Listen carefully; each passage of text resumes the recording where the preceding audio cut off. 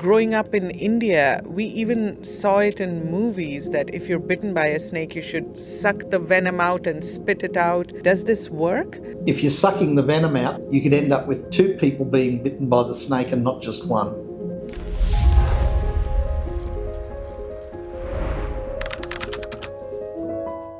We are talking about snake bites today. Why should you be concerned? Because one person dies every 4 minutes across the world because of snake bites.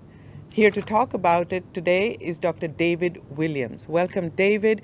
Talk to us about the scenarios where people are being bitten by snakes. Okay, well look, the average person who gets bitten by a snake is an ordinary individual.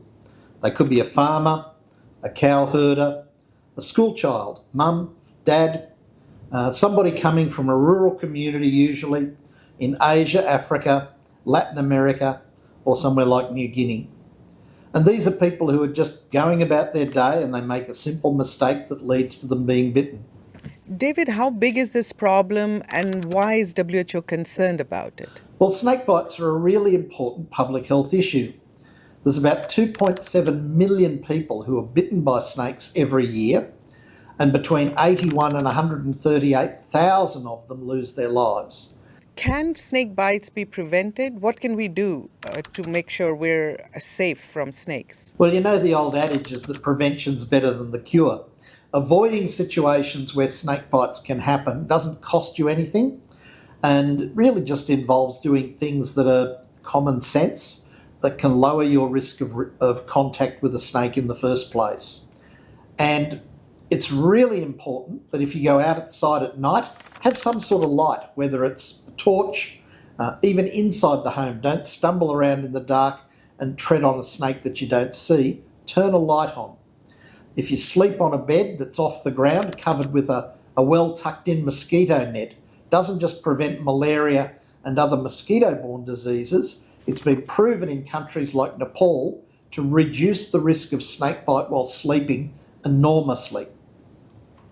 And probably the most important thing, children are really vulnerable to snakebite, so you have to talk to them, educate them, make sure they know to leave snakes alone, not try to catch and kill them, and teach them that if they see a snake, they should inform an adult straight away. So, David, growing up in India, we heard and even saw it in movies that when you're bitten by a snake, you should tie that part and cut that wound, even suck the venom out and spit it out. It sounds dangerous. What does science say about this? What should people do when bitten by a snake? Okay, so the thing about movies is that they're fiction and the hero and the heroine are never allowed to die. Unfortunately, those techniques in real life, it's not just that they don't work, it's also that they can be very dangerous. A tourniquet applied too tight can cost you your leg. You could end up having to be amputated. If you're sucking the venom out and you have poor dental hygiene, you could end up with two people being bitten by the snake and not just one. The most important thing is, like any accident, don't panic. Don't waste time getting to the nearest health centre or hospital as quickly as you can. The best chance you've got of survival essentially is if you get proper medical treatment within the first 4 to 6 hours.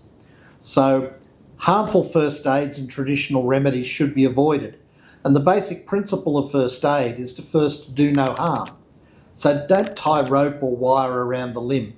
Don't cut the wound, and certainly don't do things like applying electric shocks.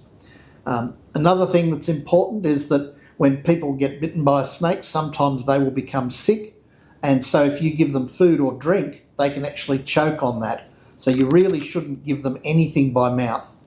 If they have rings, bangles, watches, other tight things on their bodies around the area where they were bitten, you should remove those as well, because sometimes snakebite causes a lot of local swelling, and those sorts of objects can really cut off the circulation.